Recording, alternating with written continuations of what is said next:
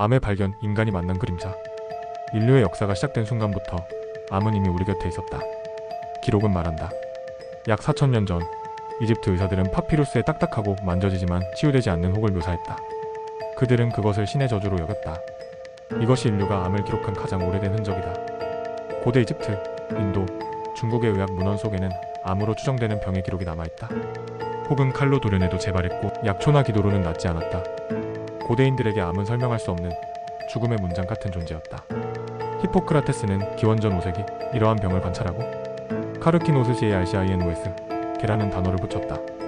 암덩어리가 깨의 발톱처럼 사방으로 뻗어나가는 모습을 본 것이다. 이 단어는 오늘날 우리가 쓰는 캔석의 자리, 암의 어원이 되었다. 암은 이름을 얻었다. 그러나 그 정체는 여전히 미지였다. 인간은 병의 그림자 앞에서 오랫동안 무력했다. 중세시대 암은 신의 형벌로 여겨졌다. 환자들은 치료 대신 기도와 의식을 권유받았고 때로는 악령이 씌었다는 이유로 배척당했다. 중세 의사들은 체액설에 따라 암을 검은 담즙의 과잉으로 설명했다. 그러나 이것은 단순한 추측일 뿐 아무런 치료적 효과도 없었다. 암 환자들은 사회적 낙인까지 짊어졌다. 치료 불가, 원인 불명, 그리고 끝내 죽음으로 이어지는 병. 암은 그 시대 사람들에게 운명이었다. 16세기 르네상스는 해부학의 발전을 불러왔다. 의사들은 인체를 직접 해부하며 암의 실체를 확인하기 시작했다. 암이 특정 장기에 뿌리내린 덩어리임을 알게 되었고 혈관을 따라 퍼져나가는 현상을 관찰했다. 그러나 여전히 치료법은 존재하지 않았다. 칼로 잘라내더라도 암은 종종 다시 자라났고 환자는 고통 속에서 생을 마쳤다. 암은 인간의 지식이 확장될수록 더욱 두렵고 신비로운 존재로 다가왔다. 알면 알수록 우리는 그것을 막을 수 없음을 깨달았다. 17세기 현미경의 발명은 인류의학의 혁명을 가져왔다. 조반니 모르가니와 루돌프 피로오 같은 병리학자들은 인체의 질병이 세포에서 비롯된다는 사실을 밝혔다. 암은 세포의 병이었다. 정상세포가 돌연변이를 일으켜 무한히 증식하고 주변 조직을 파괴하며 몸 전체로 퍼져나가는 현상. 이때부터 암은 단순한 신의 저주가 아니라 생물학적 현상으로 설명되기 시작했다. 그러나 설명할 수 있어도 여전히 치료할 수는 없었다. 19세기 마취와 무균술의 도입으로 외과수술은 비약적으로 발전했다. 의사들은 암을 도려내는 수술을 본격적으로 시도했다.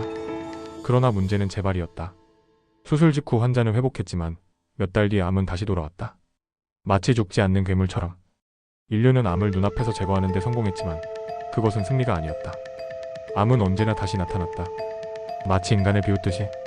암은 단순히 의학의 문제가 아니었다. 환자와 가족, 사회 전체를 흔드는 공포였다. 19세기 런던의 한 의사는 환자의 기록에 이렇게 적었다. 환자는 죽음을 알고 있었고 두려움에 떨었지만 희망을 놓지 않았다. 그러나 나는 그 희망을 지켜줄 수 없었다. 암은 단순한 병이 아니라 인간의 감정과 삶을 무너뜨리는 거대한 그림자였다. 20세기에 들어서면서 결핵과 전염병이 줄어들고 인간의 평균 수명이 늘어나자 암이 두드러지기 시작했다. 수명이 길어질수록 암은 더 많은 사람을 찾아왔다. 이제 암은 드물고 특이한 병이 아니라 인류가 피할 수 없는 보편적 질병이 되었다. 암은 인간의 역사 속에서 늘 존재해왔다. 고대의 신화에서, 중세의 오해에서, 르네상스의 탐구에서, 근대 의학의 도전 속에서. 그러나 여전히 암은 우리 앞에 서 있다. 그 정체를 알았지만 여전히 답은 찾지 못했다. 암의 역사는 인류의 역사와 함께했다. 이제 우리는 암을 신의 저주가 아닌 생명의 본질에서 비롯된 그림자로 본다. 암의 발견과 인간이 그것을 어떻게 인식해왔는지를 따라갔다. 이제 다음 편에서는 암이 어떻게 발생하는가, 생명의 근본적인 메커니즘 속에서 암은 왜 피할 수 없는가를 깊이 파헤친다. 인간의 몸은 약 37조 개의 세포로 이루어져 있습니다. 이 작은 세포들은 매 순간 태어나고 죽고 또다시 재생되며 조화로운 질서를 만들어냅니다. 하지만 가끔 그 질서를 거스르는 세포가 나타납니다. 본래의 임무를 잊고 오직 자기만의 생존과 증식을 위해 달려가는 세포. 그것이 바로 암세포, 인류가 수천 년간 맞서온 보이지 않는 적입니다. 세포는 생명의 최소 단위. 우리 몸의 장기와 조직, 심지어 생각과 감정까지 세포들의 협동에서 비롯됩니다. 정상세포는 규칙을 따릅니다.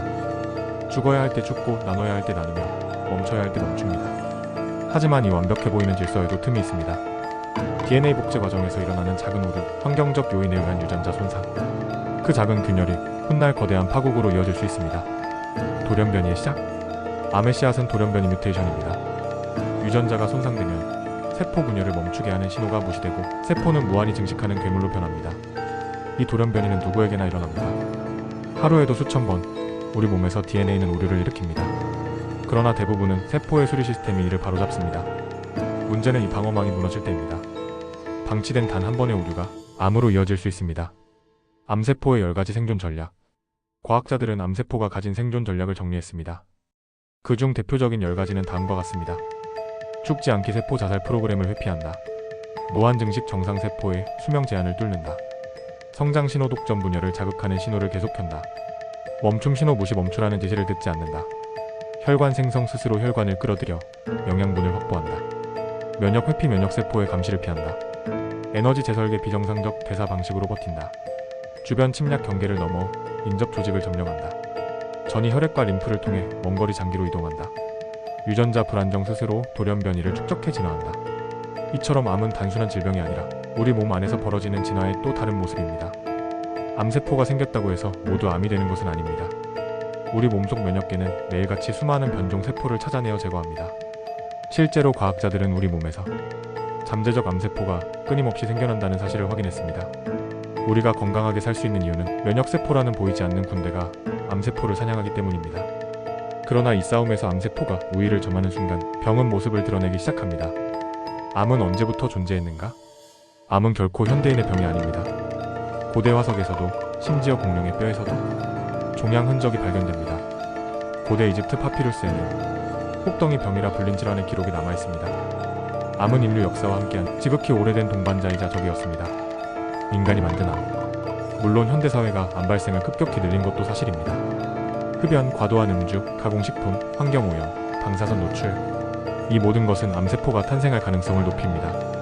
산업화 이후 암은 인류의 가장 흔한 사망 원인 중 하나로 떠올랐습니다. 우리는 암을 단순히 운명이라 부르기보다 우리 사회와 생활 방식이 빚어낸 결과로도 보아야 합니다. 암에 관한 잘못된 믿음도 많습니다. 암은 전염된다. 암은 반드시 죽음으로 이어진다. 암은 현대병이다 등. 그러나 암은 감염병이 아니며 초기에 발견하면 상당수는 치료할 수 있고 앞서 본 것처럼 인류 역사와 함께 존재해왔습니다. 우리가 맞서야 할 것은 두려움이 아니라 암을 올바르게 이해하는 지식입니다. 암은 단순한 질환이 아닙니다. 그것은 세포가 보여주는 가장 극단적인 자기중심성, 생명의 본질에 내재된 어두운 그림자이기도 합니다. 하지만 인간은 이적을 이해하기 시작했습니다. 그리고 이해는 곧 정복의 첫걸음입니다. 다음 시간에는 인류가 어떻게 암과 싸워왔는지 고대 치료법에서 현대의학의 발전까지 치유의 역사를 함께 따라가 보겠습니다. 암은 수천 년 동안 인간을 괴롭혀온 병입니다. 때로는 두려움과 미신의 대상이었고 때로는 과학과 의학 발전의 계기가 되었습니다. 오늘 우리는 암과 인류가 벌여온 긴 싸움의 역사를 되짚어보려 합니다. 이야기는 고대 의술에서 현대의 최첨단 과학으로 이어지는 끝없는 탐구와 도전의 기록입니다. 고대 이집트 기원전 1600년경 에드윈 스미스 파피루스라 불리는 고대 의학 문서에는 종양과 혹에 대한 기록이 등장합니다. 치료법은 없었고 단지 칼로 도려내라라는 조언이 전부였습니다. 고대 그리스의 의사 히포크라테스는 종양이 마치 개크레브처럼 뻗어나간다고 하여 카르키노스시에 RCINOS라는 단어를 썼습니다. 이것이 훗날 캔서라는 이름의 어원이 되었습니다. 그 시절 암은 원인을 알 수 없는 병, 신의 벌이자 불치병으로 여겨졌습니다. 중세 유럽에서 의학은 종교와 미신에 크게 의존했습니다. 암은 체액설에 따라 설명되었습니다. 즉, 몸속에 검은 담즙이 과다하게 쌓이면 암이 생긴다는 것이죠. 당시 치료는 사열, 약초 혹은 기도로 이루어졌습니다. 암은 신의 형벌이라 여겨졌고 환자들은 사회에서 고립되거나 심지어 저주받은 존재로 취급되었습니다. 지식의 빛이 꺼진 시대, 암은 더욱 신비롭고 두려운 병이었습니다. 르네상스 시대, 인류는 다시금 인체의 신비를 탐구하기 시작했습니다. 해부학의 발전은 암에 대한 이해에도 변화를 가져왔습니다. 16세기와 암은 단순히 체액의 불균형이 아니라 조직이 변형되고 비정상적으로 성장하는 병이라는 사실이 드러났습니다. 그러나 여전히 치료법은 없었습니다. 외과 수술로 종양을 잘라내는 것이 유일한 방법이었지만 마취도 소독도 없던 시대, 수술은 고통과 위험으로 가득했습니다. 19세기 현미경의 발명은 암 연구의 새로운 장을 열었습니다. 독일의 루돌프 피로우는 암이 세포 분열의 이상에서 비롯된다고 주장했습니다. 암은 이제 더 이상 초자연적 존재가 아니라 과학적으로 설명할 수 있는 질환이 되었습니다. 이 시기부터 외과 수술은 급격히 발전했습니다. 소독법과 마취법이 도입되며 환자는 생명을 건지고 종양 제거 수술은 본격적으로 시행될 수 있었습니다. 그러나 문제는 제거 후에도 암이 재발하거나 퍼진다는 사실이었습니다. 1895년 렌트겐이 X선을 발견합니다. 이어 마리 퀴리와 피에르 퀴리는 방사능 물질 나듐을 연구했습니다. 곧 과학자들은 방사선이 종양을 파괴한다는 사실을 알게 되었습니다. 20세기 초 방사선 치료가 탄생한 것입니다. 비록 부작용은 컸지만 이는 암 치료의 새로운 희망이었습니다. 암과의 싸움은 이제 본격적으로 과학의 영역에서 진행되었습니다. 아이러니하게도 암 치료의 또 다른 돌파구는 전쟁에서 비롯되었습니다. 2차 세계대전 중 톡가스인 머스타드 가스가 인체의 백혈구를 파괴한다는 사실이 알려졌습니다. 과학자들은 이를 응용해 빠르게 분열하는 암세포를 공격하는 약물을 개발했습니다. 이것이 화학요법, 즉 항암제의 시작이었습니다. 부작용은 심각했지만 암세포를 선택적으로 공격한다는 개념은 인류에게 또 하나의 무기를 안겨주었습니다. 20세기 후반, 암치료는 삼총사 전략으로 발전했습니다. 외과 수술, 방사선 치료, 화학요법, 이 세 가지를 환자 상태에 맞춰 조합하는 방식입니다. 이제 암은 더 이상 무조건적인 사형 선고가 아니었습니다. 조기 발견과 적절한 치료가 가능하다면 수많은 환자들이 생명을 연장할 수 있었습니다. 1971년, 미국 닉슨 대통령은 암과의 전쟁을 선포했습니다. 과학과 기술이 암을 완전히 정복할 것이라는 희망이 가득했습니다. 하지만 현실은 달랐습니다. 암은 단순히 하나의 병이 아니라 수백 가지의 서로 다른 질환이었습니다. 각기 다른 원인, 다른 특성을 가진 암을 하나의 방식으로 정복하기란 불가능했습니다. 그럼에도 불구하고 암치료 성과는 꾸준히 발전했습니다.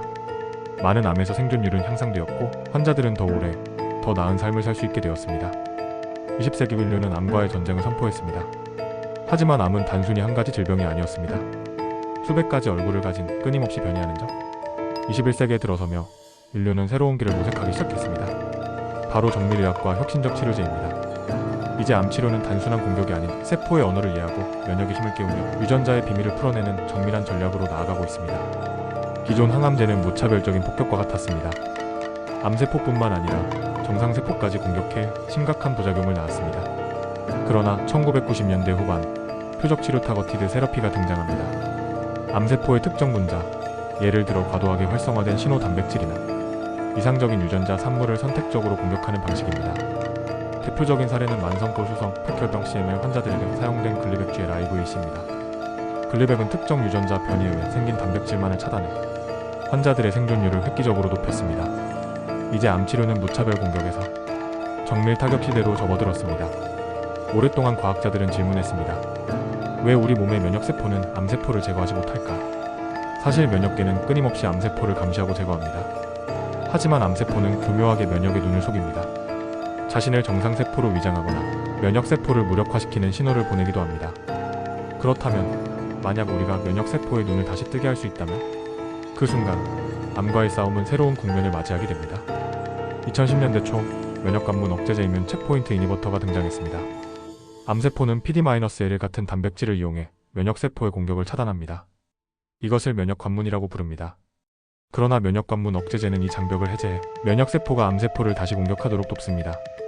이 치료제는 피부암, 폐암, 신장암 등에서 놀라운 효과를 보였고 기적적으로 생존율을 끌어올렸습니다. 2018년 이 연구로 제임스 앨리슨과 혼조 다스코 교수는 노벨 생리의학상을 수상했습니다. 이는 암치료 역사에서 하나의 혁명이었습니다. 하지만 암은 여전히 교묘했습니다. 이에 과학자들은 또 다른 방법을 고안했습니다. 바로 CAR-T 세포 치료입니다. 환자 자신의 T세포를 꺼내 유전자 조작을 통해 암세포를 인식할 수 있는 특별한 안테나를 달아 다시 주입하는 것입니다. CAR-T 세포는 마치 유도미사일처럼 암세포만을 추적해 파괴합니다. 백혈병과 림프종 환자들에게서 놀라운 완치 사례가 보고되며 새로운 희망으로 떠올랐습니다. 비록 아직 비용이 높고 부작용이 크지만 CAR-T 치료는 암 정복을 향한 혁신의 상징이 되었습니다. 21세기 들어 인류는 암을 유전자 수준에서 바라보기 시작했습니다. 유전자 치료 돌연변이 유전자를 직접 교정하거나 정상 유전자를 넣어 세포 기능을 복구합니다. RNA 치료제 암세포의 단백질 합성을 방해해 성장을 멈추게 합니다. 암 백신 면역계를 훈련시켜 특정 암세포를 미리 인식하고 공격하도록 합니다. 이 모든 것은 아직 완전한 정복 단계에 도달하지 않았지만 기존의 항암 전략과 결합해 치료 가능성을 크게 확장했습니다. 이제 의학은 모든 환자에게 같은 치료가 아니라 각 환자의 암에 맞춘 맞춤형 치료 시대로 진입했습니다. 환자의 종양 DNA를 분석해 어떤 돌연변이가 있는지 확인하고 그에 맞는 약물을 선택합니다. 바로 정밀의학 프리시전 메더선입니다. 이는 더 이상 암을 단순히 위암, 폐암이라 부르지 않고 EGFR 변이를 가진 폐암, HER 양성 유방암과 같이 세부적으로 구분하는 새로운 패러다임을 열었습니다. 수십억 개의 DNA 염기서열, 수천 명 환자의 임상 데이터, 이 방대한 정보를 분석하는데 인공지능 AI가 빅데이터가 큰 역할을 하고 있습니다. AI는 새로운 항암 후보 물질을 찾아내고 환자별 치료 반응을 예측하며 궁극적으로는 암 치료의 패러다임을 바꿀 수 있는 잠재력을 지니고 있습니다. 암과의 전쟁은 이제 단순한 의학적 싸움이 아니라 과학과 데이터, 기술이 총동원된 인류의 도전이 되었습니다. 표적 치료, 면역 치료, 유전자 치료. 인류는 암을 향해 새로운 무기를 꺼내 들었습니다. 그리고 이 무기들은 수많은 환자에게 희망을 안겨주고 있습니다. 그러나 암은 여전히 진화합니다. 치료에 저항하고 새로운 돌연변이를 만들어냅니다. 인류는 암을 두려움의 이름으로 기억해왔습니다. 그러나 두려움만으로 끝나지 않았습니다. 고통을 줄이고 생명을 연장하기 위해 인간은 끊임없이 도전해왔습니다. 암 치료의 역사는 곧 의학의 도전의 역사이자 희망을 찾아가는 여정이었습니다. 기원전 이집트 파피루스 기록, 종양을 칼로 도려내는 행위가 최초의 암 치료법. 고대 그리스 히포크라테스 암은 불치병이다. 건드리지 말라. 는 말이 전해짐. 한의학, 아유르베다 등에서도 암을 직접 겨냥하기보다는 통증 완화, 체내 균형 회복에 집중. 대부분은 실패했지만 치유의 의지가 의학을 움직이는 촛불 꽃이 됨. 고대인들은 암의 정체를 몰랐습니다. 하지만 사람을 살리고 싶다는 열망이 있었기에 칼을 들었고 약초를 찾았던 겁니다. 19세기 마취와 소독법의 발명은 암수술의 패러다임을 바꿈. 미국 외과의사 윌리엄 할스테드 윌리엄 헬스티드 근치적 유방절제술을 고안. 암 부위를 통째로 도려내는 방식. 당시에는 획기적이었으나 환자의 삶의 질을 무너뜨린 치료. 암은 단순히 자른다고 사라지지 않는다는 한계인식 시작. 1895년 렌트겐의 X선 발견 곧 암치료의 활용. 방사선은 암세포뿐 아니라 정상세포까지 공격했음. 그러나 보이지 않는 무기는 수술 이후 남은 암세포를 없애는 데 기여. 20세기 초 방사선 치료는 암 환자들의 희망으로 자리잡음. 제2차 세계대전 당시 톡가스인 머스터드 가스가 림프암 환자의 종양 크기를 줄이는 효과를 보임. 이 사건이 계기가 되어 항암제 시대 개막. 19만 5060년대 소아, 폐결병 환자들에게 처음 항암제가 적용되며 생존율 상승. 그러나 심각한 부작용 탈모, 구토, 면역력 저하한 환자에게 이중의 고통. 단일 요법 수술 방사선 항암제 병합치료 MULTIM ODAL 세러피 시대로 전환. 암치료는 더 이상 한 명의 의사가 아닌 외과 내과 방사선과 의사가 함께 협력하는 시대. 환자의 생존율이 높아지고 암은 점차 치료 가능한 병으로 인식되기 시작. 암은 완전히 정복되지는 않았지만 이제 의사들은 암을 상대로 싸울 전략을 세울 수 있게 되었습니다. 1990년대 이후 분자생물학과 유전체학의 발전, 표적 항암제 탄생. 기존 항암제는 전신 폭격, 표적 치료는 정밀 유도미사일. 예 만성골 소성백혈병 CML의 치료제 글리백주의 IVC 환자의 생존율을 획기적으로 높임. 암의 정체가 세포의 돌연변이라는 사실이 분명해지며 치료의 새로운 국면. 우리 몸의 면역세포를 활용하는 방식. 2010년대 면역관문 억제제가 등장. 멜라노마, 폐암 등에서 놀라운 효과. 면역세포가 암을 기억하고 공격한다는 원리. 하지만 모든 환자에게 효과적이지 않으며 고비용이 문제. 현대의학이 발전했음에도 여전히 많은 환자들은 한약, 영양요법, 종교적 치유 등을 찾음. 과학적 근거는 부족하지만 환자의 심리적 위안을 제공하기도 함. 암치료는 삶의 질이라는 요소와 분리할 수 없음. 암은 단일한 병이 아님. 200가지가 넘는 다양한 얼굴을 가진 질환. 아직도 완치가 어려운 암들, 췌장암, 뇌종양 등. 유전자 편집 시 RISPR, 인공지능 AI 진단, 개인 맞춤형 백신 연구가 진행 중. 암 정복은 언제가 아니라 어떻게라는 문제로 남아있음. 칼로, 빛으로, 약으로, 그리고 면역으로 인간은 암과 맞서 싸워왔습니다. 치료의 진화는 끝없는 도전의 기록이자 환자와 의사의 희망의 역사입니다. 그러나 싸움은 아직 끝나지 않았습니다.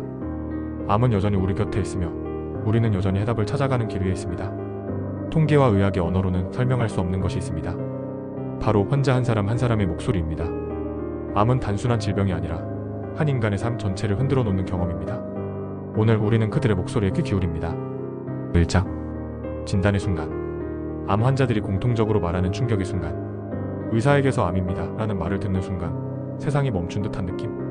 어떤 환자는 부정, 어떤 환자는 분노, 어떤 환자는 침묵. 암 진단은 삶의 방향을 바꾸는 문턱. 환자 인터뷰. 그날이 아직도 생생해요. 병원 복도를 걸어 나오는데 세상이 회색빛으로 변한 것 같았죠. 나는 이제 끝났구나, 그런 생각만 들었어요. 2장 가족과의 대화. 환자에게 암은 혼자가 아닌 가족의 질병이 됨. 부모에게, 자식에게, 배우자에게 어떻게 말할 것인가의 고통. 어떤 이들은 숨기려 하고 어떤 이들은 함께 울며 나눔. 가족의 반응에 따라 환자의 태도도 달라짐. 3장 치료의 길 위에서. 항암 치료의 부작용, 구토, 탈모, 극심한 피로.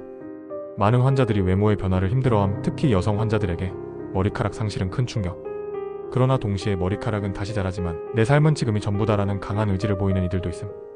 환자들은 서로의 경험을 나누며 힘을 얻음. 환우회, 온라인 커뮤니티, 병원 모임 등. 환자 목소리. 머리카락이 다 빠져서 거울을 볼 때마다 낯선 사람이 서 있는 것 같았어요.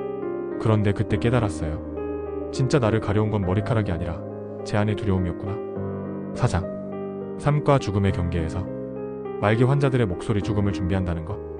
어떤 환자는 버킷리스트를 작성하며 마지막을 준비, 어떤 환자는 가족 곁에서 평범한 일상을 누리고 싶어함. 호스피스와 완화치료 단순히 생명을 연장하는 것이 아닌 삶의 질을 지키는 것. 말기 환자가 창밖을 바라보며 한마디 한다.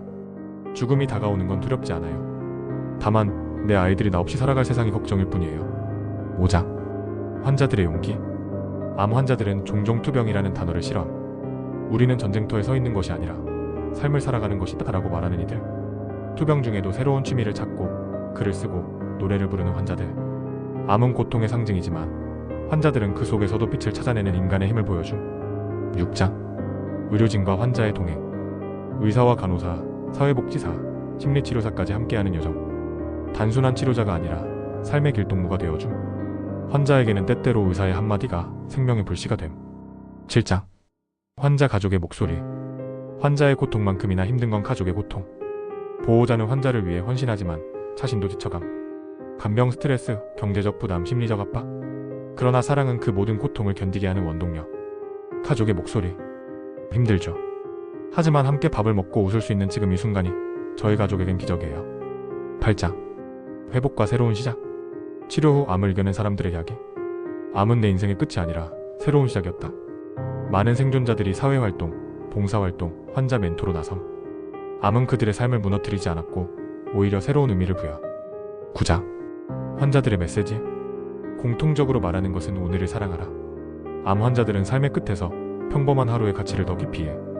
그들의 목소리는 시청자에게 큰 울림을 줌. 암과 싸운다는 것은 병원에서의 일이 아닙니다. 그것은 삶과 죽음의 경계에서 인간이 어떻게 의미를 찾고 희망을 이어가는가의 이야기입니다. 환자들의 목소리는 우리 모두에게 묻습니다. 당신은 오늘을 어떻게 살고 있습니까? 암은 환자의 몸에만 생기지 않습니다. 그것은 가정에, 직장에, 사회의 파문을 일으킵니다. 암과 사회의 관계는 곧 우리가 살아가는 제도와 경제, 그리고 인간이 서로를 대하는 태도를 드러내는 거울입니다. 1장. 암 사회적 질병이 되다. 암은 더 이상 개인적 비극이 아님. WHO 전 세계 암 발생 환자 연간 2천만 명 이상. 국가의 의료제도, 보험체계, 사회 안전망이 암 환자의 삶을 결정. 암은 사회적 질병이라는 정의 등장. 2장. 의료비의 그림자. 암 치료비는 전 세계적으로 가장 큰 의료비 지출 항목. 선진국에서도 암 환자는 의료비 파산의 위험에 직면. 저소득 국가에서는 치료 자체가 불가능해 조기 사망으로 이어짐. 돈이 생명을 가른다는 잔혹한 현실. 3장. 제도의 힘국가 암관리 프로그램. 영국 NHS, 캐나다, 한국국민건강보험을 통한 암치료 보장 확대. 조기검진 프로그램 암 생존율 상승. 그러나 선별검진 비용 대비 효과 논란 존재. 제도의 차이가 환자의 생존을 좌우함. 4장. 직장에서의 암. 암 환자에게 직장은 경제적 생명줄.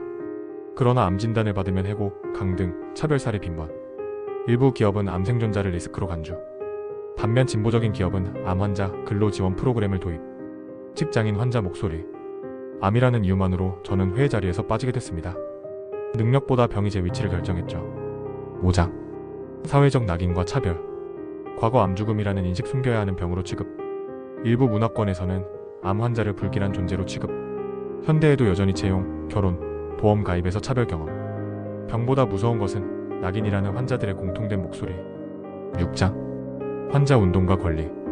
1970년대 미국. 암 환자들이 우리를 위한 목소리를 내자 운동 전개. 암 환자 권리, 현장 치료받을 권리, 정보 접근권, 사회복귀권. 한국, 일본 등에서도 환우회와 NGO 활동 활발. 환자들의 연대는 제도의 변화를 이끈 원동력. 7장. 제약산업과 암. 글로벌 제약산업에서 암치료제는 황금알을 낳는 시장. 신약 한 알에 수백만 원, 치료비는 수억 원까지 치솟음. 생명을 돈으로 사는 시대라는 윤리적 논쟁. 신약 개발 속도는 빨라졌지만 환자의 부담은 여전. 암 치료제는 과학의 결실이지만 동시에 자본의 산물입니다. 우리는 그 두 가지 사이에서 균형을 찾아야 합니다. 8장. 문화와 미디어 속 암. 영화, 드라마, 책 속에서 암은 오랫동안 죽음의 상징. 그러나 최근엔 극복의 서사, 용기의 상징으로 변화. 유명인들의 암투병 공개 사회인식 변화를 이끈. 미디어는 암에 대한 사회적 담론을 형성하는 거울. 9장. 암과 불평등. 선진국과 개발도상국 간 치료 접근성 격차. 도시와 농촌, 부유층과 빈곤층 사이의 생존율 차이. 암은 사회 불평등을 적나라하게 드러내는 질병. 암과 싸우는 것은 병과 싸우는 동시에 불평등과의 싸움이기도 함. 암은 개인의 몸에 시작되지만 그 파장은 사회 전체를 흔듭니다. 제도는 생명을 지탱하고 경제는 삶의 무게를 결정하며 문화는 암의 의미를 규정합니다. 암과 사회의 관계는 곧 우리가 어떤 세상을 만들고 싶은가를 묻는 질문입니다. 암은 여전히 인류가 가장 두려워하는 질병 중 하나죠. 하지만 과학자들은 멈추지 않고 해답을 찾고 있습니다. 최근 암 연구의 최전선은 정밀의학과 면역치료입니다. 예전에는 암 환자라면 모두 같은 항암제를 맞았지만 이제는 유전자 분석으로 환자 맞춤형 치료가 가능해지고 있죠.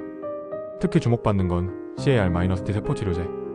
환자 자신의 면역세포를 변형시켜 암세포만 골라 공격하게 만드는 방법인데 일부 혈액암에서는 완치에 가까운 성과를 내고 있습니다.